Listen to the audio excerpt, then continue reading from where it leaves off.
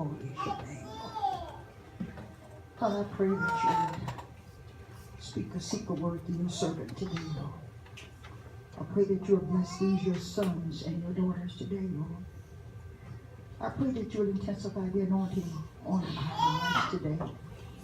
And Father, I pray that those that have ears to hear, that they would hear this, thus say the Lord, today. Let the words of my mouth and the meditation of my heart, they be acceptable in your sight. You are my strength and my redeemer. It is in the mighty name of Jesus I pray that every heart say amen. Amen. Amen. Amen. If you have your Bibles, I want you to turn to Mark's Gospel, the book of Mark. I won't be long. I heard our minister of music today remind me today is a long Sunday. Mark's Gospel, chapter 9. I'm going to be reading verses 17 through 24. Mark, chapter 9, verse 17 through 24.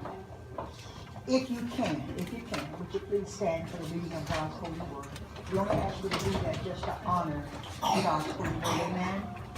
Amen. I'm going to be reading Mark chapter 9, verses 17 through 24. I'm going to be reading in what is called the King James Version. If you have another version, you'll all get there. Amen? Amen. If you have it, please say amen. Amen. Mark 9, verse 17, and it reads, And one of the multitude answered and said, Master, I have brought unto thee my son, which has a dumb spirit. And whensoever he taketh him, he teareth him, and he formeth, and gnasheth with his teeth, and pineth away, which means waste away. And I spake to thy disciples that they should cast him out, and they could not. He answered him, this is Jesus, and said, O faithless generation, how long shall I be with you? How long shall I suffer you? Bring him to me. Verse 20. And they brought him unto him. And when he saw him, straightway the spirit turned, and he fell on the ground and wallowing and foaming. And he asked his father, this is Jesus talking, how long is it ago since this came unto him? And he, the father, said, of a child. Verse 22. And oftentimes it has cast him into the fire and into the waters to destroy him. But if thou canst do anything, have compassion on us and help us. And Jesus said unto him, if thou canst believe, all things are possible to him that believe. Verse 24. And straightway the father of the child cried out and said with tears, Lord, I believe, help thou mine unbelief. 25. When Jesus saw the people came running together, he rebuked the foul spirit, saying unto him, Thou dumb and deaf spirit, I charge thee, come out of him and enter no more into him. You may take your seats. May the Lord add a blessing to the reading, hearing, and doing of his holy words. If you're taking notes, the title of the answer today is, who are you connected to? Who are you connected to? A quick story. In a community, they have a little basketball diamond out there, and some of the guys would get off work and they'd go and they would hang around and play in the evening after work. And so one of the guys had been there about a month. He said to another young man, he said, I notice when I come in the evening and play, I always see you pick the same guys. He says, and I like to ask a question. He said, because I just don't understand why you always pick the same guys to play on your team. And to that, the guy said, I pick the same guys because I want to be connected to winners. I pick the same guy because this team always wins. And I'm not going to pick another team that's a loser. So I'm going to always stay with this team because this team is a team of winners. I'm reminded when Jesus was talking to the man and the man brought his son. The man said, and Jesus said, listen, sir, these are your disciples, basically. They're hanging with you. They're connected with you. They should know how to cast out devils. I'm sure they should know how to do that. But yet, they didn't know how to do it. He said, so I'm bringing them, my son, to you. Because I want to be connected to somebody who can help my boy. Since your disciples, the people who follow you, you know, you're Christians, the people who claim to know that they have faith, the people who claim to know that Jesus can do anything but fail, you know, the people who claim to know that God can not only heal, but that God can save, that God can set free, that God can deliver. You know, people that know that God can raise from the dead. I'm bringing my son to your people who I know that should know how to do all of that, and yet they didn't know how to do that. And my contention is, let me tell you why. Many times us as Christians, why we are not able to do things that God says we can do. Because God said you can do all things but fail. He says, even if you said you can do nothing, but you can do all things through Christ, who strengthens me. Okay, then why is it his disciples then, and many disciples now, are not able to do what God said he can do? And the answer is that they were disconnected from Jesus. They were not totally connected to Jesus. I've told this story before. I want to tell it quickly again. Man was downstairs. This little boy fell out of the bed. The man went upstairs to put the little boy back in the bed. Man went downstairs, started watching TV, and he heard the thump. The little boy fell out of the bed again.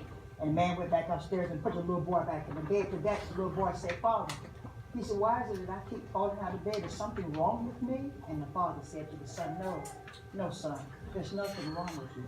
The reason why you keep falling out of the bed, son, is because you never get all the way in. And many Christians keep falling out. Many Christians keep having a problem. Many Christians keep going through because they never got all the way in with Jesus. Oh, yeah. They can say, I want to come to church. Oh, yeah. They can say, I want to go to prayer meetings. Oh, yeah. They believe that maybe Jesus can save, but they haven't given Jesus their heart. They haven't given Jesus their family. They haven't given Jesus their business. They haven't given Jesus their job. They haven't given Jesus their mind. They haven't given Jesus their body. They haven't given Jesus their money. They haven't given Jesus their peace. They haven't given Jesus their boyfriend, their girlfriend, their husband, their wife. They haven't given Jesus their mother, their father. They haven't given Jesus their life because they never, ever got all the way in. Wow. So Jesus is saying, listen, he said when he talked to his disciples, and we're his disciples, the first thing he did, he rebuked them. He had a harsh word for them. He said, oh, you faithless generation. Amplified Bible said, he said, you generation who have no faith. He was upset with them. Why? Because when you hang with Jesus, the way you hung with Jesus, the way many of us are hanging with Jesus, Jesus expects you to resemble him. Because see, Jesus knows that association. So if you say you're hanging around with God, you say you're praying to him, right? You say you're reading his word, right? You say that you love like Jesus loved, right? But then why are so many Christians mean as a rattlesnake? When you say you love like Jesus loved. But Jesus loved unconditional.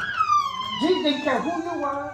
He didn't care what you looked like. He didn't care if you was rich or whether you was poor. He didn't care when you was in prison. He didn't care who you were. Jesus had love for you. Yeah. I was watering the flowers out the other day, and I noticed the squirrel. I've been fighting with him for years. And he gets up on my porch, and he digs down in my flower pots, and he plants his little and then he comes back digging them, and then he can't remember where he planted. He tears up all my flowers trying. So I have to constantly come back and repair them. So the other day, something hit me I want to share with you. Some of my flowers were dying, different parts of them were dying. I kept watering them and digging them. What's going on? And so then God said, take a closer look. And so I took my hand and moved back. And here's what I'm saying to you. Remember when Jesus said, I am the vine? He says, you are the branch. That means that we are connected to him, right? Then he said, apart from him we can do nothing. But all things are possible with him. And I said, why are my flowers dying in the pots? Some of them is healthy, but some of them was dying. And you know what happened? That squirrel had gotten in there and he had gathered some of them and they had broke away from the flower. So even though I was giving them water, they were still dying. But if you look at them, they looked like they were connected to the plant. As Christians, many of us look like we're connected to Jesus. Wow. We talk good. Oh, hallelujah, we pray good. We dress good, you know. We got that holy bar. Praise the Lord. Hallelujah. Thank you, Jesus. You know, we walk a good walk. We talk a good talk. But we're hanging on the vine, but we're disconnected. We're hanging on the vine, Pastor, but we're disconnected.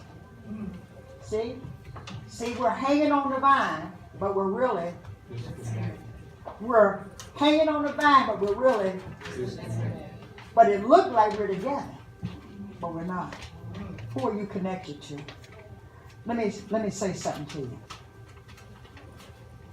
I was I was thinking, and I said, Lord, I said, could that be a lot of people in the faith that are praying, they're fasting, trying to make some sense out of this job, trying to find a good husband, trying to find a good wife, trying to get some peace, trying to raise godly children, trying to get a successful business, and trying to get their body to heal.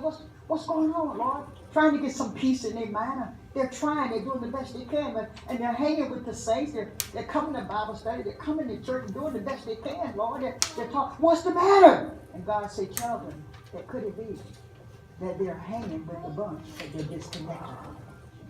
Could it be that they have never given me all? Well, how do they do that, Lord? How do they do that, Lord? You said, you tell them to come to me. Because I told them, you come unto me. All you that are tired and heavy laden, I will give you some rest. He said, you tell them, come to me. You tell them that I said, call on me.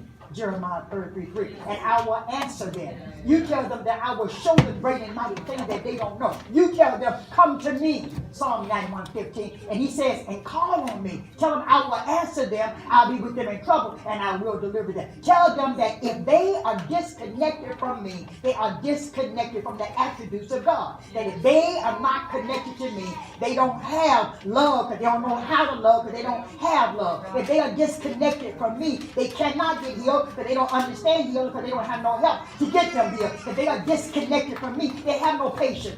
They are disconnected from me, they have no joy. If they are disconnected from me, they have no meekness. They have no goodness. They have no long suffering. They are disconnected from the power source.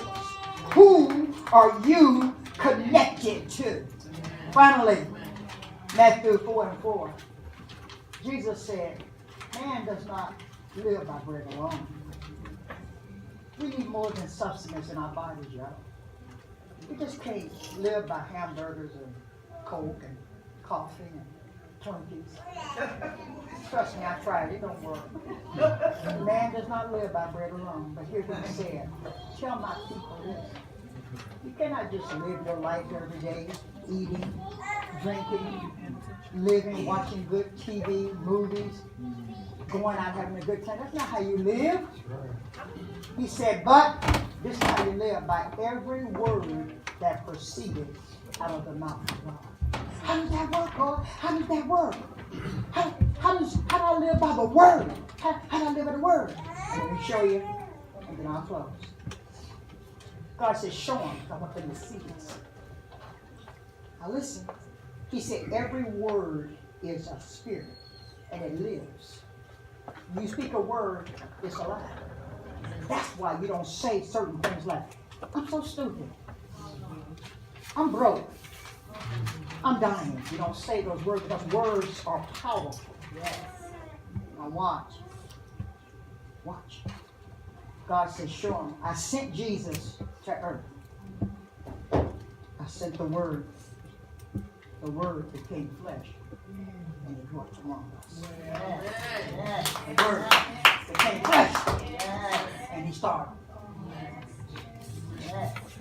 So when you say, I am broke, word becomes flesh. Broke start. Amen. When you say, I'm stupid, word becomes flesh. And you start walking. Mark 11 says, you can have whatsoever you say. So what you want to do is call them things that be not as though they are. So I say, I want a wonderful marriage. And that wonderful marriage is walking with me in my 140 years. I say, I want my children to be blessed. And my children are blessed all around the world. I say that I want my church to be blessed. My church is blessed. I hear y'all. You're getting healed. I hear y'all. Finances coming. I hear y'all. You're getting jobs. I hear y'all. Your business is working. I hear y'all. Your marriages is working. I hear y'all. Your children are being helped. Your children are being saved. Your children are being blessed. I hear that. Why? Because the word that you speak will become flesh. Now, who are you connected to? I want to be connected to Jesus. Jesus says, I am the vine. You are the branch. Apart from me, you can do nothing. But with him, I can do all things. So today, be connected to Jesus. Let's give God a hand back.